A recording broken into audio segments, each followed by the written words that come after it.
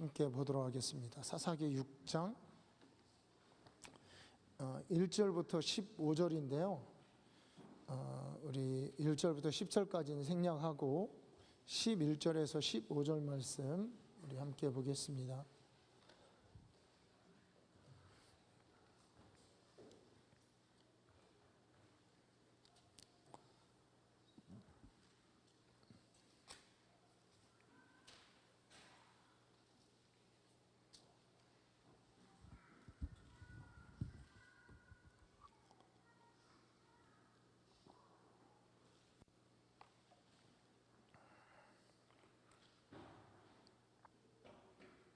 어, 6절부터 11절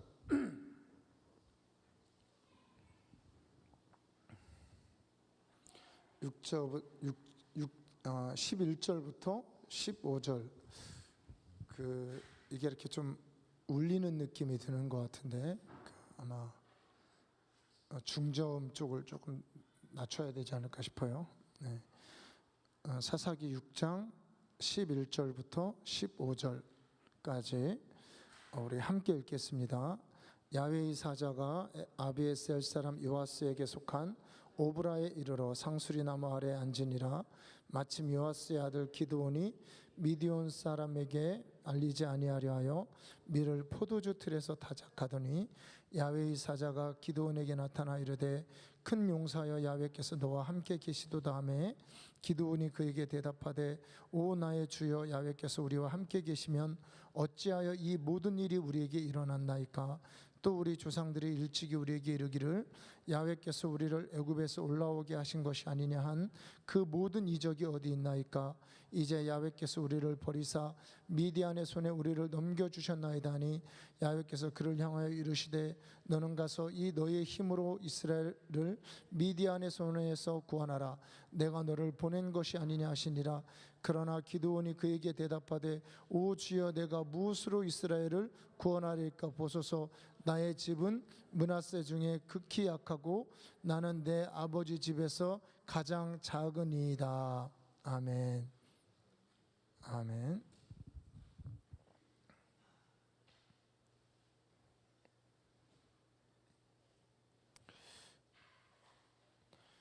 할렐루야. 오늘 탄자니아 이제 선교에 있어서 목회자 세미나 이제 교환을 이제 보내달라고 그래서요. 제가 뭐 어떤 걸로 할까 이렇게 고민하고 하다가 이제 좀 정해졌습니다. 정해져서 하여튼 뭐 여러 가지 하고 싶은 말들은 많은데 참 그분들에게 어떠한 말씀이 필요할까 이렇게 고민하다가 이제 우리 여러분들과 나눴던 이제 보혈에 관한 말씀, 이제 참소를 이기는 그 보혈의 능력, 그리고 이제 이 기도원에 관한 말씀, 뭐 이렇게 해서 한 3타임 정도 이제 나누려고 미리 뭐 교본이라고 그러죠. 그 본문을 이렇게 기록한 걸 보내달라는 이제 통역을 해야 되기 때문에 그래서 이제 안 하던 이렇게 그 타이핑하는 거 제가 이제 그런 거 되게 안 좋아하는데 타이핑 작업을 하면서 이렇게 좀 준비하다가 우리 좀 뭐 목사님들도 있지만 우리 성도님들과 뭐 여러 번 나눴던 말씀이지만 좀 함께 나눌 필요가 있겠다 이제 이런 생각이 들어서 기존에 좀 몇 번 사실 이 기도원 말씀에 관해서 나눴었지만 좀 다르게 다른 모습으로 나눌 필요를 느낍니다. 그래서 이 말씀의 본문을 준비를 했습니다. 여러분 이 사사 기드온에 관한 이 말씀, 하나님께서 이스라엘 백성을 미디안의 손에서 구원한 이 미디안의 이 구원한 이 사건은 굉장히 큰 사건입니다. 그래서 이스라엘의 시편이라든가 많은 부분에서 미디안의 날과 같이 하옵소서, 즉 미디안에서 이스라엘 백성을 구원하셨던 그 날과 같이 해달라고 하는 어떤 그런 노래와 또 선지자의 고백 가운데 나오는 것처럼 이 기드온을 통해서 미디안에서 구원한 이 사건은 굉장히 이 이스라엘 역사에 중요한 사건이고 기념비적인 사건이고 마치 여러분 우리가 뭐 을지문덕 장군, 뭐 이런 또 연개소문 장군, 수당 전쟁, 또 뭐 수려 전쟁, 그러니까 려당 전쟁, 수려 전쟁이라고 하는 고구려와 수나라, 고구려와 당나라, 아니면 또 고려 시대 때 우리 강감상 장군, 뭐 이런 어떤 우리나라에게도 이 기념비적인 어떤 그런 전쟁이 있잖아요. 뭐 이순신 장군이라든가, 그거에 비견할 만한, 또 어떻게 보면 그것을 초월하는 굉장히 놀라운 어떤 하나님의 구원의 사건이 있었던 이제 그런 이야기 중에 하나가 오늘 여러분과 제가 읽었던 이야기입니다.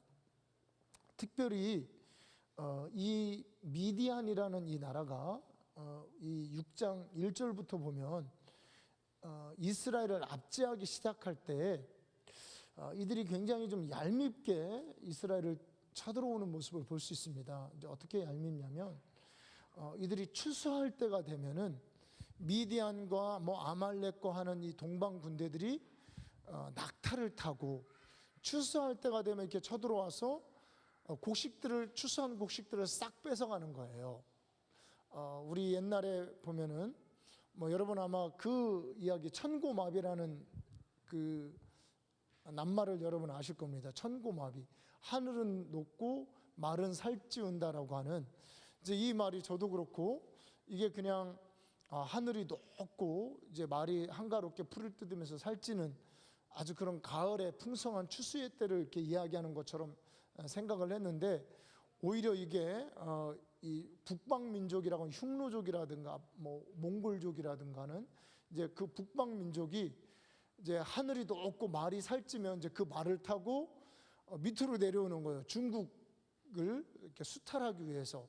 이 아주 오래된 흉노족이라든가 이 몽골의 이 북방 민족의 침입을 굉장히 이제 걱정하던 이 남방 민족인 이 중국에서 나온 고사성어라고 하죠. 그럴 정도로 이런 기동력이 좋은 말이라든가 낙타를 타고 추수할 때가 돼서 이렇게 침입해 오는 이런 어떤 그 도둑질하고 죽이고 약탈하는 이런 일들이 이스라엘에게서도 이게 굉장히 어려운 이 기드온 때에 그런 일이었다는 거죠. 그러면서 제가 이 말씀을 이렇게 보니까 우리가 이 하나님 안에서 신앙생활을 하고 영적으로 살 때, 아니면 하나님을 모를 때, 하나님을 안다고 하지만 영적인 것에 대한 충분한 대비가 안 돼 있을 때 사단의 역사, 마귀의 역사도 그런 겁니다. 뭐냐면 하나님의 백성들이 아니면 하나님을 알지 못할 때 꼭 추수할 때 멸망시키고 도적질하고 죽이는 이런 일들을 한다는 거예요. 힘들어서 일한 것들, 아주 수고해서 애써서 번 것들, 아니면 우리 자녀들을 다 키워놨을 때 다 키워놓으니까 이제 자녀가 이제 자기 역할을 하고 뭔가 자기 역량을 발휘할 이럴 때 와서 도둑질하고 멸망시키고 죽이고 뺏어가는, 이 추수할 때 마귀의 역사가 기승을 벌이는 이런 일들이 믿는 사람들에게도 있다는 거예요. 열심히 일해가지고 이제 돈을 쓸만할 때, 뭔가 수고해가지고 열심히 수고한 것들을 추수할 때 마귀가 와서 뺏어간다는 거예요. 참 이게 기가 막힌 일인데, 여기 보면요, 이 기드온 때도 그랬다는 거예요. 열심히 일하고 열심히 추수하고 열심히 곡식을 모으고 열심히 과일을 모으고, 그래서 저장해 놓으면 미디안이 기동력 있게 낙타를 타고 호련히 찾아와서 싹 다 걷어가는 거예요. 이게 이제 실제입니다. 아말렉, 미디안, 이스라엘 동쪽에 아니면 남쪽에 있었던 그들이 바로 이 도적대들입니다. 그런 도적질하는 민족들이 와서 싹 걷어가는 거예요. 이런 일들을 당하니까 이스라엘 백성들이 탄식이 하늘에 사무치죠. 뭐 이거는 뭐 싸우자니 싸울 수가 없는 거예요. 제가 이제 어떤 역사 채널을 이렇게 보다가 재미난 일이 있었는데, 이제 중국 한족 때였습니다. 한족 때 이제 이 흉노족들이 하도 쳐들어오니까 이제 흉노족들을 이렇게 잡으려고 이렇게 군대가 이제 간 거예요. 말을 타고 흉노족들을 잡으러 갔는데, 딱 이제 군대가 이렇게 지나가고 있으니까 그 흉노족 두 명이 딱 보인 거예요. 말을 타고 있는 모습 보이니까 아, 저놈들 잡으면 좋겠다 그래서 몇 명을 보였냐면 기마병을 100명을 보낸 겁니다. 100명을 보내서 2명, 뭐 100명이 2명 쫓으면 금방 잡아오겠죠, 그죠? 예. 그래서 100명을 보냈는데 한 명도 못 돌아온 거예요. 2명이 100명을 다 죽여버린 겁니다. 그러니까 이 기마병들이 이 기동력이라니까 이 말을 타고 거의 뭐랄까 재주를 부린다 그러나 말을 갖고 논다 그러나 그 정도, 그러니까 신출기물한 그런 실력이 있었던 거예요. 말 위에서. 우리 고구려 벽화에도 보면 말 타고 가다가 뒤에서 이렇게 돌아보고 쏘고 이런 모습이 나오잖아요. 그러니까 그 지형이라든가 그 흉노족의 기마병들을 이길 수가 없는 거예요. 그래서 특별히 우리 이제 김씨, 우리 이제 한국에서도 김씨성을 가지고 있는 사람들은 흉노족의 후예라고 합니다. 네, 흉노족의, 그것도 흉노족 왕가의 후예가 이제 이 김씨족이라고. 그래서 옛날에 제가 그 왕족이었다고, 흉노의 왕족이었다고 제가 그런 얘기 드렸는데, 지금 이제 이런 겁니다. 이들이 낙타라든가 여러 가지 그런 것들을 타고 와서 이스라엘이 갖고 있는 것들을 싹 도둑질하고 이 기가 막힌 먹을 게 없을 정도로 다 빼앗기는 이런 상황 안에서 하나님께서 이제 이스라엘을 구원하시기 위해서 이제 누구를 쓰기로 작정하셨냐면 기드온을 택하기로 작정하신 거예요. 근데 이 기드온을 하나님께서 만나 주신 장소가 어디냐면 바로 11절에 나오는 포도즙 틀에서, 타작마당의 포도즙 틀에서 기드온을 이제 만나 주십니다. 자, 우리 11절에 보니까요. 야훼의 사자가 아비에셀 요아스에게 속한 오브라에 이르러 상수리 나무에 앉으니라. 마침 요아스의 아들 기드온이 미디안 사람에게 알리지 아니하려 하여 밀을 포도주 틀에서 타작하더니, 즉 하나님께서 기드온을 만나 주시기로 작정하시고 만나 주신 곳이 어디냐면 포도주 틀에서 포도주를 짤 때가 아니고 거기서 밀을 타작할 때 만나 주신 겁니다. 왜 포도주 틀에서 밀을 타작하냐면 미디안 사람에게 들키지 않기 위해서. 그러니까 이제 이 포도주가 산 같은 곳에서 이제 포도주를 이렇게 밟잖아요. 이렇게 이스라엘 사람들은 이제 이거를 여러 사람들이 들어가서 거기서 이렇게 포도를 잔뜩 수확해서 거기다 넣어놓고 이게 밟으면 거기서 이렇게 즙이 이렇게 쭉 빠지는 거예요. 이제 그래서 그거를 포도주를 만드는 이런 일을 하는 이제 그런 장소입니다. 이제 거기에 장소에 숨어가지고 왜냐하면 이제 밀 수확과 포도주 수확하는 시기가 틀려요. 그러니까 포도주를 수확할 때 포도주는 이제 가을이고 밀은 봄이기 때문에 시기가 틀리니까 이제 미디안 사람들을 속이는 거죠. 그래서 이제 그 속에서 밀을 걷어다가 이렇게 숙여가지고 막 이렇게 때리는 겁니다.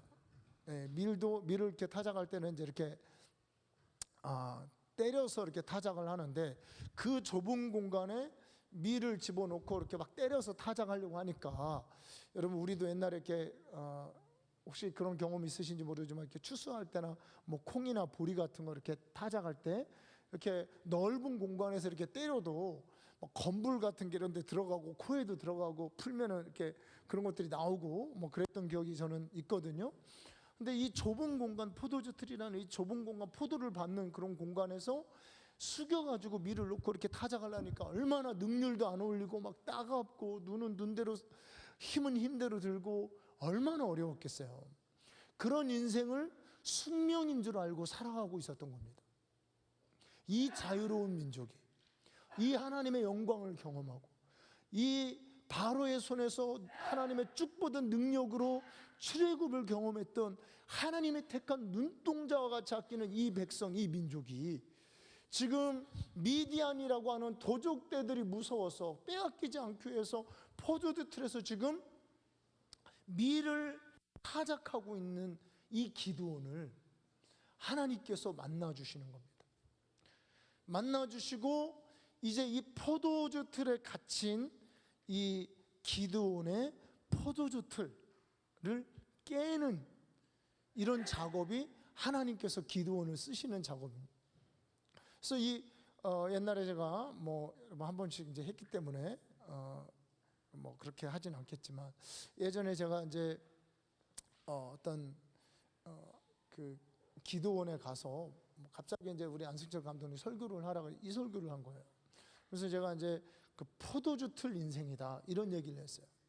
사실 보면요, 우리가 하나님을 만나기 전에 다 이와 같은 포도주 틀 인생이었습니다. 뭔가 다 갇힌 것이 있어요. 사고의 막힘이 있고요, 행동의 제한이 있고요, 우리 모든 것들이 다 갇혀 있다는 거예요. 죄에 갇혀 있고, 중독에 잡혀 있고, 그리고 어떤 자아에 갇혀 있고, 조상의 저주라는 어떤 그런 틀 속에 갇혀 있고, 그래서 좌로나 우로나 꼼짝할 수 없이 이렇게 갇힌 인생이 사실은 우리들 인생입니다. 이게 많은 사람들이요, 이러한 것에 갇혀 있습니다. 도저히 헤어나올 수 없는 기가 막힌 수렁과 웅덩이 속에 갇혀 있는 이런 모습이 우리의 모습이라는 거예요. 여러분, 사실은 하나님께서 오셔서 우리를 쓰시는 작업은 우리가 갇혀 있는 이 틀, 포도주 틀, 마귀가, 사단이, 환경이 굴레 씌워놓은 이 굴레를 깨는 작업을 하나님이 하신다는 겁니다. 이것이 깨어져야, 이 갇힘에서 나와야, 뭔가 이 포로된 곳에서 또 사단의 올무에서 자유함을 받아야 우리는 사실은 자유롭게 하나님께 쓰임받을 수 있는 사람이 되어지는 것입니다.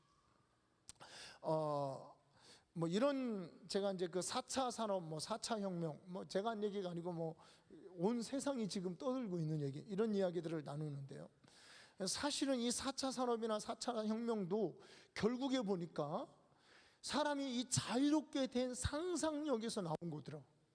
참 기가 막혀요. 요즘에 그 호텔에서 그 실제로 이렇게 그 호텔에서 뭐예요, 서빙하는, 호텔에서 이렇게 룸 서비스하는 그런 기계들이 돌아다니고, 어떤 곳에서는 이렇게 뭐 그 얼음을 깎는 그 바텐더가 나오고, 하여튼 이제 희한한, 그리고 무인 조종하는, 무인, 사람 없이 이렇게 돌아다니는, 원격 돌아다니는 차들이 나오고, 이런 일이 있다는 거예요.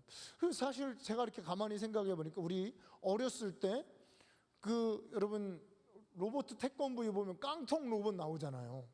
깡통 로봇, 뭐 깡통 로봇 돌아다니고, 그 다음에 뭐 우주 전쟁, 뭐 스타워즈 같은 데 보면은 이렇게 삐리비리리 하면서 돌아다니는 그런, 뭐 진짜 깡통같이 생긴 이런 것들이 지금 현실이 되고 있습니다. 뭐 앞으로 싸우는 그런 AI 로봇, 뭐 이런 것들이 나온다는 거예요. 그러니까 사람들이 상상으로 그리고, 상상으로 그려서 영화도 만들고, 상상으로 그려서 뭐 만화 영화도 나오고, 뭐 그림으로도 나온 이런 것들이 현실이 된다는 거예요. 누군가, 뭐 이것이 이제 좋은 건지 나쁜 건지는 모르겠지만, 누군가 자기의 어떤 인간의 실제적인 틀, 인간의 사고의 틀을 깨고 자유롭게 상상하던 그런 것들이 이게 실제로 나오게 되는 거예요. 그래서 여러분, 우리가 개인이든 단체든 간에 어떤 자기의 어떤 생각의 틀, 사고의 틀, 아니면 굴레 씌워진 이 굴레를 깨고 자유롭게 뻗어나오는 그런 이성, 뻗어나오는 상상력, 뻗어나오는 어떤 주님이 주시는 이 자아, 자존감, 이런 것에서 하나님께서는 새로운 일들을 행하신다는 겁니다. 그러면 우리가 이 포도주 틀, 개인의 어떤 이 굴레 씌워진 이 굴레를 깨어나올 때, 그리고 하나님이 주시는 충만한 하나님의 목적, 쓰임받는 인생이 되기 위해서 하나님은 어떻게 행하시는가, 어떤 단계를 밟는가, 이런 것들을 오늘 짧게 한번 이렇게 살펴보도록 하겠습니다. 첫 번째는요, 결국에 하나님께서 이 포도주 틀을 이렇게 깨기 위해서, 깨서 하나님의 역사, 하나님께서 기드온을 쓰시기 위해서 하신 일이 뭐냐면, 이 기드온의 정체성을 바꿔주십니다. 어떻게 바꿔주시냐면, 자, 우리가 지금까지 6장 1절부터 발견한 기드온의 모습이 뭐였습니까? 겁쟁이죠. 포도주 틀에 갇혀서 미디안 아말렉인에게 걸리지 않기 위해서 숨어가지고 막 그 온갖 고생을 다하면서 그 밀을 타작하고 있는 그런 겁쟁이 기드온에서 하나님이 그의 정체성을 깨셔서 바꿔주시는 게 뭐냐면 큰 용사 기드온으로 그를 바꿔주시는 것입니다. 자, 여러분 12절에 보십시오. 12절에 여호와의 사자가 기드온에게 나타나서 큰 용사여 야훼께서 너와 함께 하시도다, 이렇게 그의 정체성을 바꿔줍니다. 즉 뭐냐면 큰 용사의 기드온을 큰 용사로 불러주시고 기드온 안에 있는 하나님이 이미 넣어주신 큰 용사를 불러 일깨워 주시는 겁니다. 자, 여러분 우리가 아까도 얘기했지만 기드온이 큰 용사인가요? 겁쟁인가요? 실제는 겁쟁이죠. 그런데 하나님이 보실 때는 뭐라는 겁니까? 큰 용사입니다. 여러분 기드온이 루저입니까? 아니면 뭐 루저 아닌 걸 뭐라 그러죠? 루저와 또 뭐 반대말 뭐라고 하던데, 루저인가요? 아니면 뭐 용사인가요? 루저, 실제로는 루저죠. 그런데 하나님이 볼 때는 뭐예요? 루저가 아니라는 겁니다. 여러분 세상의 시각과 하나님의 시각이 다르다는 거예요. 하나님은 기드온 안에 있는 그 미디안 사람이 무서워서 포도주 틀에 갇혀서 밀을 수확하고 있는 이 겁쟁이와 같은 그 기드온 안에 있는 하나님이 넣어주신 하나님의 형상인 큰 용사의 자질이 있는 이 기드온을 하나님은 보시고 그를 깨워주시는 겁니다. 그래서 기드온을 뭐라고 부릅니까? 큰 용사라고 부르시는 겁니다. 그래서 하나님은요 먼저 이름을 바꿔주시는 경우가 있습니다. 우리 아브라함을 보면 아브라함을 택했을 때 그의 이름이 뭐냐? 아브람이었습니다. 아브람. 사라의 첫 이름이 뭔지 아시나요? 사레였어요. 이 아브람, 사레라는 이름 뭐냐면 아비와 엄이라는 뜻입니다. 사실은 그런데 실제로 보면 아비와 엄이도 아브라함에게는 과분한 이름이에요. 왜냐하면 그의 몸에 죽은 것 같고 사라의 태가 이미 닫혀 있었기 때문에 그렇습니다. 아비와 어미도 그에게 합당한 이름이 아닙니다. 아비와 어미라고 부를 사람이 없어요. 아버지라고 부를 사람이 없는 거예요. 아브라함을 혈연단신으로 있을 때 불렀을 때 하나님이 그를 처음 불렀을 때 아브라함은 아비의 자격도 어미의 자격도 없는, 아비라고 엄마 아빠라고 부를 수 있는 아들도 없는, 아들을 얻을 수 있는 가능성조차도 없는 사람을 하나님이 불러서 처음에는 아비 엄마라고 부모님이 불러줬겠죠. 그렇게 부르다가 나중에 어느 시점이 되어서 아예 소망도 잃어버리고 아예 희망도 잃어버리고 아무런 소망도 아무런 희망도 없는 그 시점에 아브라함을 뭐라고 부르시냐면 아브라함, 사레를 사라라고 불러주십니다. 여러분 이 아브라함, 사라는 뭐냐면 복수입니다. 열국의 아버지, 열국의 어머니라고 불러주시는 거예요. 이름을 하나님이 바꿔주니까 이제 호적도 바꾸니까 이제 서로 불러야 되겠죠. 근데 이 조영기 목사님이 재미난 얘기를 하시더라고요. 뭐냐면 두 사람이 이제 두 노인네가 이렇게 아무도 없잖아요. 자녀도 없고 이러니까 얼마나 적적해요. 이렇게 그 방에 아무도 없는 방에 혼자 앉아가 텐트에 앉아가지고 아브라함, 사라 이렇게 이제 부를 때 얼마나 이렇게 웃겼겠냐는 거죠. 머쓱했겠냐는 거죠. 자녀도 없고 아무것도 없는데 아브람도 과분하고 사라도 과분한데 맞는 이름이 아니에요. 근데 거기에다 하나님이 한술 더 떠서 아브라함, 사라, 열국의 아버지요, 아이고 열국의 어머니 오셨습니까 하면서 서로 부를 때 얼마나 웃겼겠나. 얼마나 하나님은 두 사람에게서 그런 희한한 일을 행하십니다. 그것이 뭡니까? 그 안에 있는 열국의 아버지를, 열국의 어머니를 불러내시는 겁니다. 하나님이 이미 아브라함을 부르실 때, 이미 사레를 부르실 때 그에게 작정하신 아브라함을, 사라를, 열국의 아버지를, 열국의 어머니를 불러내시는 거. 어떻게 해요? 이름을 바꿔주시고 정체성을 바꿔주심으로. 이게 하나님이 행하시는 일이십니다. 우리 시편에 보면 시편 57편에 8절에 다윗이 이렇게 얘기합니다. 내 영광아 깰지어다 비파와 수금아 깰지어다. 내 영광아 깰지어다. 다윗이 지금 영광스러운 상황이 아니었죠. 굴 속에 갇혀가지고 막 그냥 소망도 없고 언제 죽을지 두려운 그 상황에서 다윗이 자신 안에 있는 하나님의 영광, 메시아 예수 그리스도의 선조로서 이스라엘 대제국의 왕으로서 부르신 하나님의 영광을 스스로 깨우고 있는 겁니다. 없는 걸 깨우는 게 아니죠. 없는 걸, 우리는 없는 걸 깨울 수는 없어요. 우리가 없는 것을 막 내 능력으로 내 노력으로 하는 그런 사람들이 아닙니다. 하나님이 이미 주신 말씀을, 하나님이 이미 주신 영광을, 그 안에 잠재되어 있지만 죽은 것 같고 잠자는 것 같고 없는 것 같지만 실제로 있는 그 영광, 하나님의 영광을 다윗이 깨우고 있는 겁니다. 무엇으로? 노래로요. 내 영광아 깰지어다 비파와 수금아 깰지어다 내가 새벽을 깨우리로다. 새벽에 아마 좀 주로 노래하면서 깨운 것 같습니다. 새벽에. 그래서 여러분 그 새벽을 깨우셔야 돼요.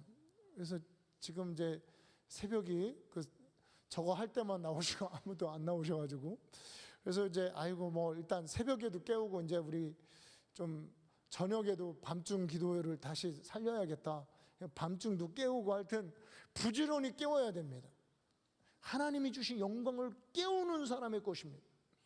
영광은 깨우는 사람의 것이에요. 열국의 아비는 그 열국의 아비를 깨우는 사람의 것입니다.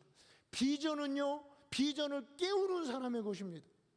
나는 아무것도 할 수 없고 나는 안 돼, 나는 시원찮고 부족하고 나는 못나고 머리도 안 좋고 시골 사람이고, 여러분 그러고 있으면 그냥 그렇게 가는 거예요. 그 모습 그대로. 그런데 이 영광, 기드온, 아브라함, 다윗은 그 영광을 깨우는 사람의 것이었습니다. 조영기 목사님의 간증을 들어보면 조영기 목사님도 그 영광을 깨웠습니다. 이분이 20대 아직 폐병이 다 낫지 않았어요. 20대 초반에 목회라고 해봐야 가족들하고 애들 몇 명, 그 가난한 사람 몇 명밖에 없을 때 거울을 보고, 야, 그거 진짜 말이 그렇지요. 어떻게 진짜 그렇게 할 수 있을까? 거울을 보면서 조용기 목사님이 선포하기 시작했습니다. 조용기, 너는 한국 최대 교회의 목사가 될 것이야. 이렇게 선포하다가 믿음이 왔는지 성이 안 찼는지 바꿨어요. 너는 세계 최대 교회의 목사가 될 거야. 말대로 됐습니다. 하나님이 이미 그에게 그런 영광을 주셨겠죠. 세계 최대 교회의 목사라는 그 영광을 이미 주셨습니다. 그런데 그 틀은 뭐였습니까? 가난하고 폐병 걸리고 약하고, 그런 고등학교도 채 졸업하지 못한, 대학도 소위 말하는 문교부 인정대학이 아니라 2년제 신학교에 그거 졸업한 그 가난하고 불쌍한 이 목사에게 하나님은 이미 세계 최대 교회의 영광을 주셨지만 포장은 뭐였어요? 포장은 포도주 틀이었다는 겁니다. 가난하고 폐병교회, 불광동 거지천교회 거지 목사. 우리 지난번에 여기 오셨던 백승호 목사님, 그 서산에 내려갔을 때, 이분이 지금 우리 순복음에서는 총회장도 하시고 이렇게 뛰어나신 분인데, 이분이 그 간증하시잖아요. 그 어떤 그 목회자 모임 오라 그래서 갔더니 하는 얘기가 뭐냐면 백승옥 씨 이러더래요. 전도사 목사도 안 붙여주더래요. 순복음교회 목사라고. 순복음이 이렇게 멸시당했습니다. 멸시당했어요. 백승옥 씨라고 이렇게 하더라고요. 요즘에도 저도 지금 제가 약간 정신이 없어요. 왜 정신이 없냐? 자꾸 오라고 했어서 이제는 기독교 연합회, 우리 보령 연합회도 하여튼 오래요. 이제 와서 만나자고 전화도 오고. 그래서 이게 막 옛날에 이단 비스럽히냐 이렇게 막 그렇게 여기고, 제가 한번 연합회라고 갔더니 이제 자기네끼리 무슨 얘기를 막 하고 있어요. 그래서 딱 앉았더니 느낌이 안 좋아. 그래서 왜 그런가 그랬더니 이제 청소년 하나를 우리가 뺏어 왔다는 거예요. 그래서 드럼인가 악기를 알려주고, 교회 오면은 이제 누가 이렇게 우리 교회 오고 싶으니까 이제 소위 이제 거짓말을 한 거예요. 목사님한테. 그래서 이제 그 교회 안 가, 거기 가야지 드럼 공짜로 알려준다고 그랬다고 그러면서 이제 와가지고 우리 교회에서 이제 드럼 치고 있어요. 근데 이제 그랬다고 그 눈치가, 그래가지고 이제 그때부터 제가 별로 환영하지 않나 보다 연합회가. 그래서 이제 별로 안 나갔어요. 가끔씩 나가고. 그랬더니 왜 안 나오냐고 이제 오라고 막 요즘에는. 예. 참 이 백승호 목사님도 이제 그랬던 거죠. 예, 백승호 씨 막 이렇게 거지 전도사, 거지 교회 거지 전도사라고. 예. 여러분 그 참 비참하죠, 그죠? 지금 백승호 목사님 참 얘기 들어보니까 정말 가난하고 어렵고, 그럴 때마다 이분이 버티고 견디고 그럴 수 있었던 거. 특히 이제 이 백성호 목사님 참 많이 나눠주고, 나중에 얘기 들어보니까 있어서 나눠준 줄 알았더니 없을 때부터 나눠주셨더라고요. 어느 순간에 하나님이 확 재정도 늘고 성도도 늘고 그렇게 하시더래요. 여러분 우리가 하나님이 이미 주신 이 영광을 깨우지 않으면, 우리 스스로 깨우지 않으면 우리는 그 모습, 그 굴레에 갇혀서 그렇게 살다가 그렇게 죽는 겁니다. 하나님의 영광, 하나님의 백성으로서, 하나님의 자녀로서 하나님이 주신 영광을 깨워야 됩니다. 이번에 제가 아주 굉장히 좋은 소식을 들었습니다. 우리 여러분 잘 아시는 우리 현성이가 그 미스터 충남 그 고교 대표 선수 그거에 나가가지고 60kg 이하급으로 나가가지고 현성이가 1등을 했대요. 여러분 들으셨나요? 네. 하여튼 1등은 좋은 거죠, 그죠? 그래서 이거를 하는데 진짜 단순히 뭐 그냥 1등을 한 것도 참 귀한 거지만, 이거를 하려고 막 체중 감량을 하고 밥을 굶고 심지어는 막 나중에 물까지 막 금하면서 각고의 노력을 해서 나가서 1등을 했습니다. 근데 이제 이게 전국대회에 나가는, 도에서 1등하면 전국대회를 나갈 수 있는 자격증을 얻는 건데, 제가 보니까 뭐 월등히 1등이에요. 다른 애들이랑 딱 차이가 벌써 막 달라요. 막. 예.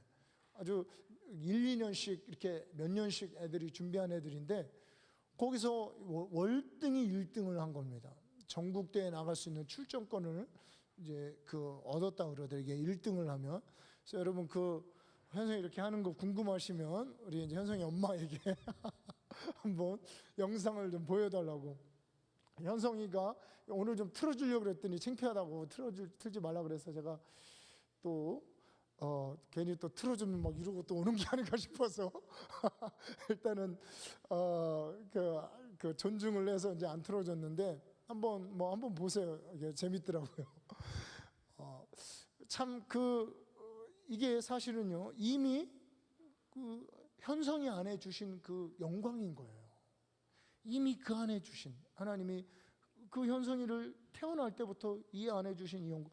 몇 개월 안 했거든요. 제가 봐도 뭐 보디빌딩 이거 몇 개월 안 했는데, 몇 년씩 한 그런 아이들을 다 제치고 1등한 거는 그 안에 있는 영광을 현성이가 깨우기 시작한 겁니다. 사실은요, 그 안에 있는 하나님이 주신 재능을, 그 영광을 깨우는 거예요. 여러분 누구든지 깨워야 됩니다. 우리 아이들이 다 하나님의 영광이 있는 아이들이에요. 한 명도 빠짐없이 다 하나님의 영광이 있습니다.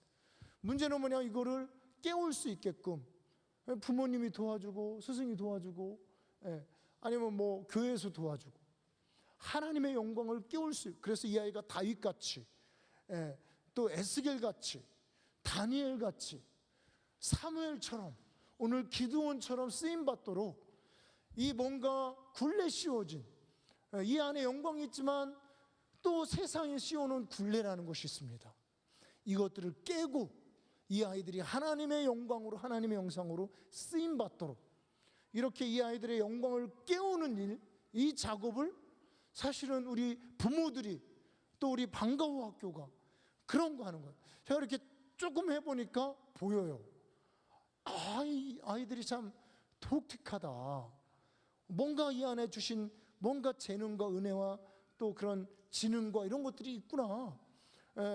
이런 것들이 보이더라고요. 제가 이렇게 그 하브루타 하는 아이들은, 우리 하는 아이들은 그게 보입니다. 그래서 제가 이제 이런 것들을 우리가 깨우는 겁니다. 특히 여러분, 우리가 이 아까 얘기한 이 4차 산업혁명, 뭐 저도 잘 모르지만 이제 책이나 이런 곳에서 이렇게 나오는 거 관심이 가지더라고요. 그래서 조금 연구를 했어요. 연구를 해보니까 여러분 뭐 우리 주일날도 제가 얘기한 것처럼 공부 열심히 한다고 성공하는 시대가 아닌 거예요. 요 아이들 뭐 우리 때는 잘 모르겠지만 소위 말해서 똑똑하고 머리 좋고 공부 잘하는 영역도 옛날에는 이제 단순 직업만 뭐 기계나 이런 것들이 생산 시설들이 대체를 했다면 이제는 똑똑하고 머리 좋고 이런 어떤 직업들도 소위 말하는 AI라고 하는 인공지능이나 이런 것들이 대체하는 시대가 온 거예요. 그러니까 공부 열심히 하고 학교에서 뭐 선생님들이 가르쳐 주는 대로 열심히 한다고 되는 게 아니에요. 완전히 확 바뀐 패러다임이 바뀌는 거예요. 그건 뭐냐면 하나님의 지혜를 가진 번뜩이는 아이디어를 가진 하나님이 주신 영광을 깨울 수 있는 사람들이 사실은 세상을 선도하는 그런 시대는 특히 창조성이라는 거, 창조성을 하나님이 주시는 감성, 예술성, 창조성 이런 것들이 번뜩이는 아이디어 이런 것들이 사실은 깨어나야 됩니다. 이게 새로운 시대에 요구되어지는 인재상입니다. 이거는 오직 하나님이 우리에게 주신 그 영광, 하나님이 주신 그 이름을, 하나님의 자녀로서의 이름을 알고 우리가 깨우고 고백하고 바라보고 이렇게 하는 과정을 통해서 조용기 목사님처럼 우리 뭐 여기 오셨던 백승호 목사님처럼 모든 그 굴레를 하나님이 먼저 내 안에 주신 하나님의 자녀로서의 믿는 이로서의 하나님 백성으로서의 하나님의 DNA를 가진 자로서의 이 정체성을 깨닫고 깨우는 사람들을 통해서 첫 번째는 이것이 시작이 된다는 거예요. 그래서 하나님이 오셔서 첫 번째 하는 일은 우리의 정체성을 깨우는 것입니다. 두 번째 단계가 있습니다. 이 첫 번째 단계는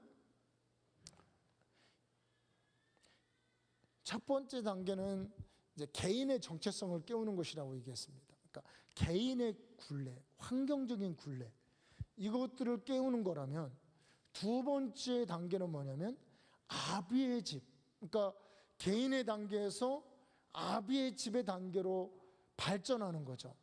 그러니까 우리 가족적인 공동체적인 이 정체성, 공동체적인 굴레를 깨는 겁니다. 특히 아비의 집에 제단을 헐고 그 위에 야훼의 제단을 세우는 것으로 통해서 우리가 두 번째 단계의 포도주 틀을 깨는 작업을 하게 되는 것입니다. 우리 25절 말씀 한번 보도록 하겠습니다. 25절에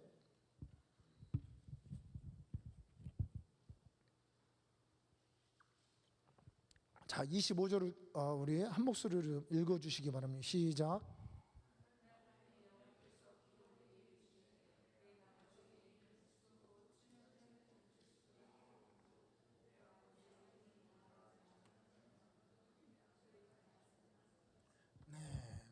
자, 우리 두 번째 단계는 뭐냐면 아비에게 있는 바알의 제단을 헐며 그 곁에 아세라 상을 찍고 그리고 그것을 어떻게 해요?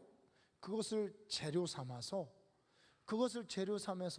야훼의 제단을 삼으라는 겁니다. 여러분 우리가 보면요, 우리 가족적인 굴레가 있는 것을 우리 뭐 많이 강조를 했기 때문에 뭐 사실은 요즘에 여러분 뭐 금수저 흙수저 왜 그런 얘기 합니까? 뭐냐면 열심히 살아보고 나름대로 똑똑하고 뭐 성실하고 하는데 가족적인 아비의 집에 굴레가 있더라는 거죠. 특별히 오늘 성경은 아비의 집에 있는 바알의 제단 아세라상이 있었다는 겁니다.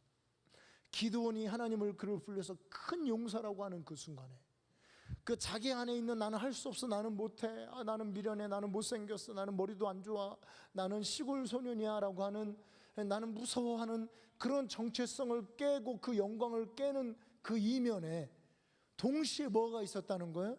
가족적인 바알의 제단, 가족적인 아세라상이 있었다는 겁니다. 이것이 얼마나 견고했냐면 이 가족적인 이 바알의 제단 아세라상을 깨는 것이 목숨을 거는 일이었다는 거예요. 이게 굉장히 힘듭니다. 사실 제가 이번에 가는 이 탄자니아에서 이 메시지를 택한 과정도 뭐가 있냐면, 이 아프리카를 제가 가보니까요, 이 우리나라도 사실은 뭐 이렇게 어떤 성적인 문제들, 이런 문제들이 심각한데 이 아프리카는 현재 진행형이에요. 그러니까 일부 다처제가 아직도 일부 다처제예요. 이런 마사이 부족들 뭐 얘기 들어보니까 그래서 이제 마지막 날 아버지 학교를 하고서 아버지 학교를 하고 나서 당신 아내를 같이 마지막 날에 같이 이제 아버지 학교 올 때 그 아내 되시는 분이 같이 이렇게 함께 가족들이 함께하는 그게 있거든요. 그래서 당신 아내를 데려오라니까 누구를 데려와야 되냐고 물어보더래요. 몇째를 대? 첫째 부인이냐, 둘째 부인이냐, 셋째 부인, 넷째 부인이. 아니 뭐 능력 되는 대로 소 많은 집은 뭐 한 10명도 되고 20명도 되고, 예, 없는 집은 그 한 명 하나 결혼하기도 어렵고, 이게 지금 그 현재 아프리카의 진행형입니다. 근데 사실은 우리가 그 얘기하면서 웃지만 한국도 그랬다는 거예요. 한국도 그랬어요. 근데 제가 목회를 하면서도 실제로 목회를 하면서 그런 고통을 겪는 사람들을 봤습니다. 가족적인, 목회를 하면서 가족적인 이런 어떤 고통들, 아버지의 문제, 어머니의 문제, 할머니의 문제, 할아버지의 문제, 이런 문제들이 실제 있더라고요. 근데 지금은 사실은 많이 한국이 바뀌고 뭐 아프리카 정도는 아니지만 이런 어떤 가족적인 이런 이 고통의 문제, 이 굴레, 가족 안에 씌워진 이 굴레를 벗어내고 깨뜨리는, 바알의 제단을 헐고 아세라상을 찍는 이 일들이 목숨을 거는 굉장히 어려운 그런 일이었다는 거예요. 옛날에 우리 한국에서요, 장로를 세울 때 어떤 일이 있었냐면, 장로를 세울 때 그 당시 다 우리나라도 뭐 그 축첩제도가 있고 그랬었잖아요. 그럴 때 선교사님들이 굉장히 사실은 진짜 꼭 그럴 필요가 있었느냐 싶을 정도로 다 둘째, 셋째 부인들 축첩들은 다 내보내게 했습니다. 다 내보내고 가족 안에 있는 그런 가족적인 어떤 그런 부분을 깨끗게 하고, 그리고 나서 장로를 세웠어요. 뭐 하여튼 좀 너무 잔인하지 않았냐 이런 생각이 들 정도로 실제로 엄격한 잣대를 들이댔습니다. 이제 그래서 사실은 한국 교회에 이런, 여러분 사실 이 한국 교회 뭐 술 문제, 뭐 그렇잖아요. 뭐 주초 문제, 그 다음에 이런 문제들이 한국은 굉장히 보수적이고 깨끗한 편입니다.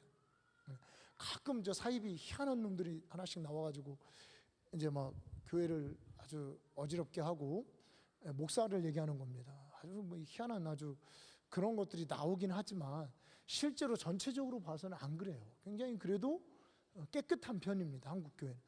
이 탄자니아 같은 나라는 아주 심각합니다.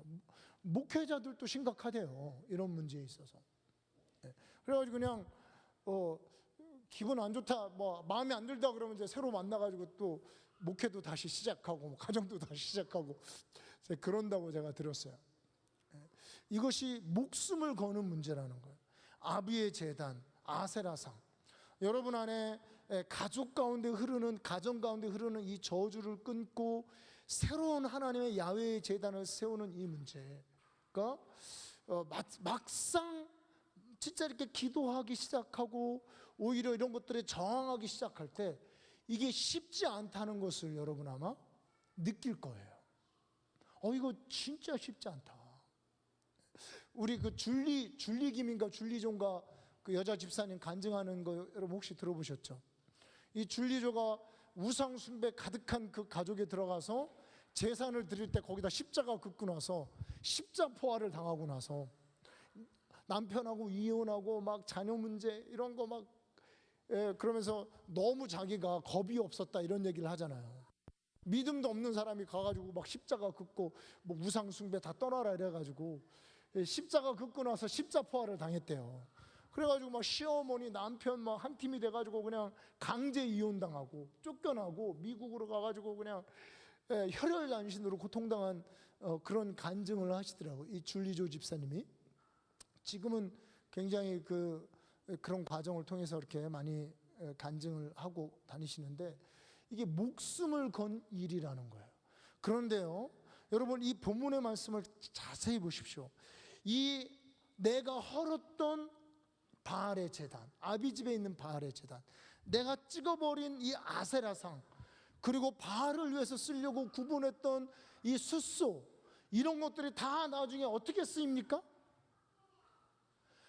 야훼의 제단에 거름으로 불쏘시개로 제물로 쓰이는 모습을 발견하게 됩니다. 이게 기각하면 내가 찍어버린 이 바알의 제단, 내가 허물어버린 이 바알의 제단, 그리고 찍은 이 아세라상, 그리고 아비집에서 끌고 온 이 숫소가 이게 그냥 버려지는 게 아니라는 거예요. 이거를 다 가져다가 어떻게 돼요? 하나님의 제단의 불쏘시개로 밑거름으로 장작으로 제물로 바뀌어지는 모습을 우리가 볼 수 있습니다. 여러분 우리가 치열하게 우리 가족을 위해서 우리 아비의 집에 있는 이 흐르는 이 포도주 틀을 깨기 위해서 애쓰고 기도하고 눈물 흘리고 목숨 건 만큼 하나님이 그만큼 영광스럽게 하나님 나라를 위해서 높이 높이 들어 쓰신다는 거예요. 내가 눈물 흘린 만큼 이 눈물이 하나님 전에서 귀한 보석처럼 여겨진다는 겁니다. 결코 이것이 헛수고가 아니라는 거예요. 오늘 본문 말씀 보십시오.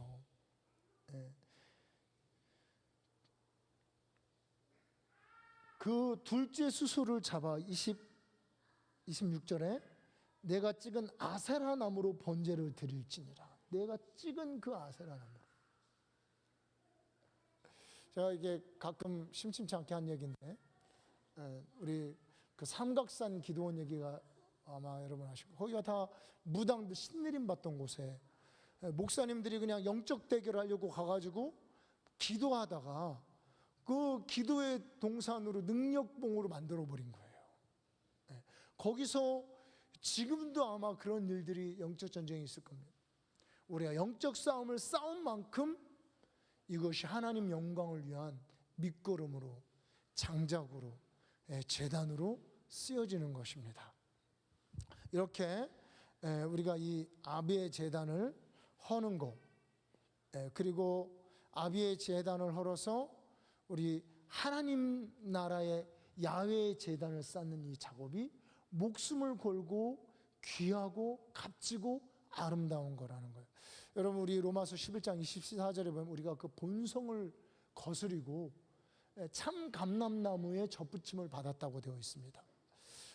여러분 사실은 우리가 이 바알의 제단을 헐고 우리 안에 있는 바알의 습성, 이교적인 습성, 하나님 없이 가족들끼리 모이면 하나님 없이 살았던 그런 습성을 헐고 하나님 참 감람나무 이스라엘 백성들이 하는 것처럼 그들은 모일 때마다 성경 읽고 모일 때마다 성경 암송하고 모일 때마다 기도하고 가정 예배 드리고 하는 이런 모습으로 바꾸는 이것이 제가 해보니까 어려운 일이에요. 이게 보통 우리 여러분 그거 알잖아요. 우리 가정이 모여서 말씀 암송하고 가정 예배 드리고 성경 묵상하고 성경 암송 좋은 거 다 아시죠? 근데 얼마나 꾸준히 하고 있는 분 몇 분이나 되십니까? 이게 제가 목사라도 어렵더라고. 목사라도 이렇게 아차 하면은 그냥 안 하고 있어요. 아차 하면 목사도 어려워요. 근데 뻔하죠 사실은요, 그죠? 여러분 내 개인이 사실 우리 그거는 잘해요. 내 개인이 막 금식하고 기도하고 내 개인이 막 큰 용사라고 그러고 막 큰 꿈을 꾸고 막 세계를 열방을 품고 이렇게 나가는 이런 건 잘하는데, 가족이 모여서 가족 예배드리고 아비가 자녀에게 말씀을 가르치고, 이거는 어렵더라고요.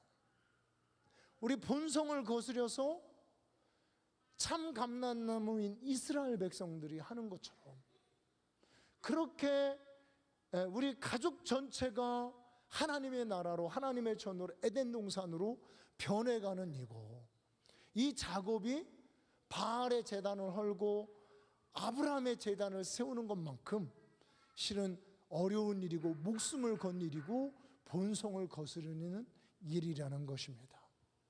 이렇게 우리가 하나하나 바꿔가는 이것이 바로 여러분 두 번째 굴레를 깨는 겁니다. 가족의 굴레, 가족에 씌워진 저주. 참 기가 막힌 그 저주가 있는 거 여러분 말씀을 드렸죠. 저는 이제 제가 깜짝 놀란 건데, 사실 여러분 우리 교회가 좀 잘 지어 있어요, 그죠? 잘 지어 있습니다. 그래서 우리 예전에 우리 신학교 때 석사과정 때 우리 뭐 교수님하고 이렇게 같이 하는 공부하는 이제 같이 동문들이 이제 이렇게 와서 보고서 너무 좋아하는 거예요. 그러면서 석사과정 말씀 세미나를 하는데, 창세기부터 계시록까지 하는 이 세미나인데 장소를 찾는데 우리 교회에서 하자는 의견들이 있었어요. 근데 이제 그때 우리보다 먼저 이렇게 하기로 한 어떤 이제 어딘지 모르겠는 뭐 청주 어딘가에 무슨 장로님이 운영하시는 뭐 교회, 이 장로님이 얼마나 헌신적이냐면 교회도 세우고 기도원도 세우고, 그래서 막 지역 목사님들 막 이렇게 불러다가 세미나도 열고요. 뭐 굉장히 잘, 그 숙소도 그렇게 잘 지어졌나 봐요.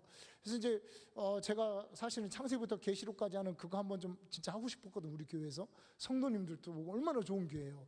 굉장히 아쉬웠어요. 그런데 그 장로님 아들들이 다 미국에서 박사까지 받고 와서 뭐 교수도 하고 목사도 하고, 그러니까 그냥 조금 이제 저 교회는 참 복도 많다. 아버지가 장로님이고 뭐 그 자녀들이 이렇게 박사도 받아오고 목사도 되고, 뭐 이미 교회도 뭐 장로님이 크게 장로님이 세운 거니까 뭐 본인 아들 세우는 거 당연한 거죠, 그잖아요.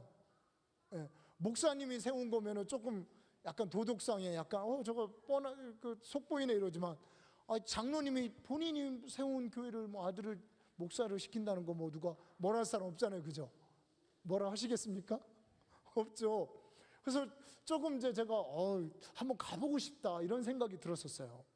그런데 나중에 이제 들려오는 소리, 깜짝 놀란 게 뭐냐면, 그 아들 목사가 미국에서 유학할 때 거기에 아이들을 성추행하고 성적인 범죄를 저지르고, 그리고 나서 이제 한국에 와서 막 소위 CTS도 나오고 막 이러니까 그 모습을 미국에서 있던 그때 당했던 소년이라 그러던가 소녀라던가 얘가 그 모습을 보고서 막, 그때는 이제 청소년 때 어릴 때 못 모르고 당했는데 그런 자기에게 고통을 주고 그런 자기를 그렇게 소위 말하는 그 추행한 그 목사가 교수라고 돼가지고 무슨 뭐 하버드 나왔다 이래가지고 나와가지고 그 막 시티에 서서 막 똑바로 살으라고 설교했었고 이러니까 이 아이가 분노가 일어나서 방송국에 제보한 겁니다.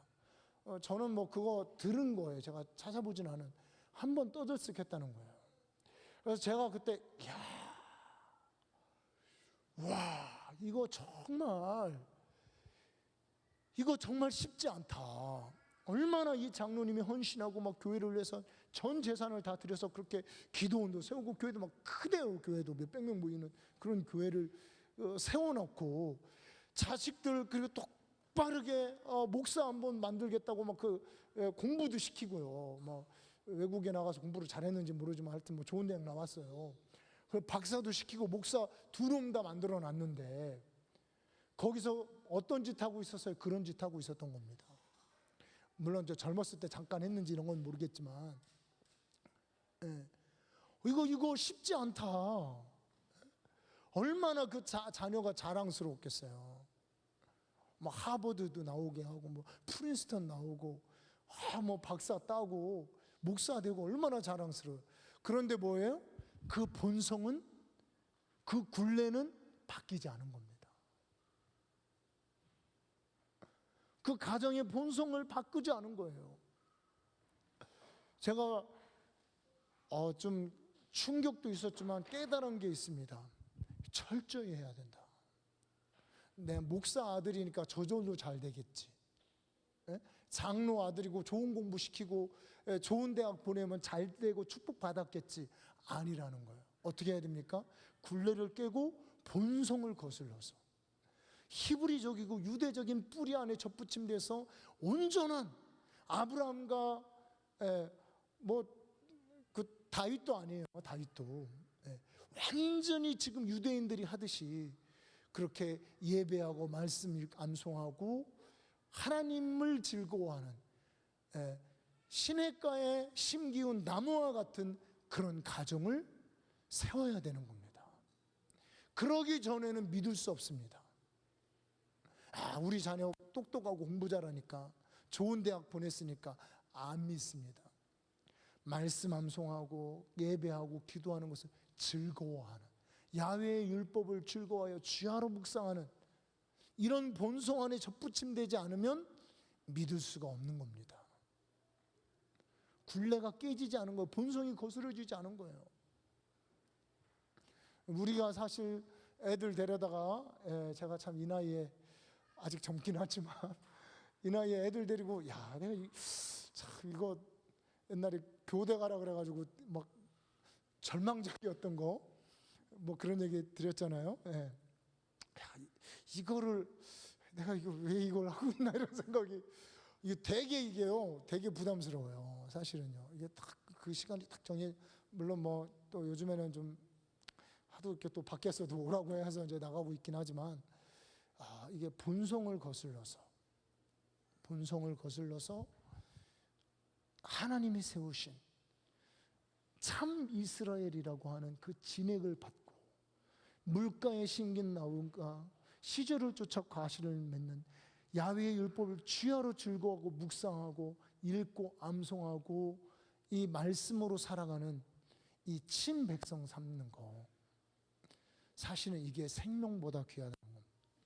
우리 아들 좋은 대학 가고 우리 아들 똑똑해서 뭐 세상에 이름을 날리고 우리 아들 뭐 미국에 유학하고 뭐 목사 되고 큰 교회 목사가 되고 아무것도 그런 게 여러분 우리 가정의 굴레를 깨는 것이 아니고 하나님의 말씀으로 하나님 말씀 위에 세워지는 이런 가정에 대해서 온전히 하나님 말씀을 즐거워하는 그런 유대적인 히브리적인 그런 가정으로 거듭나지 않으면, 이것을 부모님 때부터 우리 자녀와 함께 이렇게 바꿔나가지 않으면 여러분 그 저주 안 깨지는 거예요. 여러분들이 당했던 거 여러분 자녀들이나 손자 때 동일하게 반복이 됩니다. 무서운 말 얘기하죠, 그죠? 여러분들이 고통당하고 여러분들이 당한 거 우리 자녀 때 아니면 손자 때 다시 반복이 되는 거예요. 그 지긋지긋한 삶의 굴레 있잖아요. 그 치가 떨리는 거 있잖아요. 그거 다시 반복이 되는 거예요. 그래서 여러분 그거 불러다가 어릴 때부터 그러면 우리 다 컸는데 눈물 뿌려 기도하셔야죠. 눈물 뿌려 기도하셔야죠. 이미 다 컸으면. 아직 덜 크면 감사한 겁니다. 하나님 우리에게 시간 주신 거 감사합니다.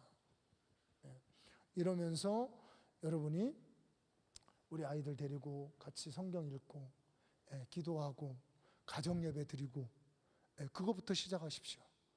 그리고 짧게라도 하나님 말씀 나누고 말씀 묵상하고요. 이거부터 뭐 미국 가려니까 막 109절 209절 외워야지, 이 목적이 아니라는 거예요. 그걸 그렇게 한 거는 그런 가정으로 우리가 그렇게 가기 위해서 만드는 겁니다. 우리 자녀와 함께 예배하고 축복해주고 참 격려해주고 하나님의 가능성을 일깨워주고 이 아이에 대한 아브라함의 축복, 하나님의 축복을 선포해주고요. 이것부터 시작해서 우리의 분위기를, 영적인 분위기로 여러분이 바꾸셔야 되는 거예요. 그렇게 바꿔서 가족의 저주가 끊어지도록. 이 목숨이 쉬운 일이 아니라는 거예요. 목숨 걸고 해야 되는 일이라. 자, 우리 이제 세 번째, 네 번째, 다섯 번째가 있는데요. 이거는 금요 철야 때 하겠습니다. 네, 금요 철야 때 하고, 네, 뭐 다 아는 얘기입니다. 이제 이렇게 일단 제가 정리를 한 겁니다. 이렇게 똑같이 하지 않습니다. 똑같이 하지 않고, 또 아프리카는 또 아프리카에 맞게, 이 사람들은 굉장히 열정적이고 역동적인 사람들이거든요. 그렇게 할 수 있어야 되는데 어떻게 될지. 할렐루야. 그래서 우리 시간에 같이